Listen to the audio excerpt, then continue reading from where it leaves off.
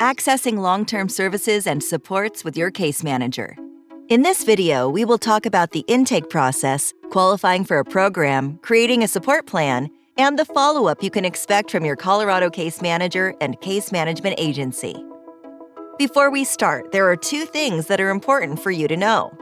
1, depending on your agency, you may work with one person or several people on a case management team. 2, this is voluntary. You have the choice on what supports and services work for you. Let's get started. The first step is to complete an intake for long-term services and supports. This is also called LTSS. A Medicaid Home and Community-Based Services Waiver, known as HCBS, is part of LTSS.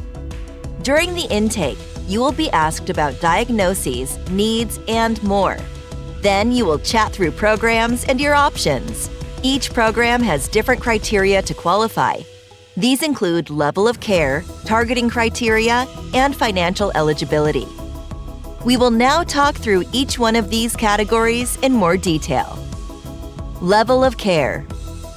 To qualify for a waiver, a person requires the same level of care as provided in a facility, like a nursing home or hospital, but instead chooses to get support in their home or community. To determine the level of care, we will schedule a level of care assessment. This assessment will look at activities of daily living, such as dressing or bathing. It will also review the support needed to do cognitive activities, like tasks that require memory, judgment, or problem-solving, and behavioral challenges. All assessments are completed in the home with the person present. Other people can be there if approved by the person or the legally recognized representative. There may be several follow-up questions because it's important to know how much support is or would be needed. This helps determine if the level of care requirements for LTSS are met and to ensure services are appropriate in the support plan. Targeting criteria. Each waiver has different targeting criteria. For example, every waiver has a specific age group it supports.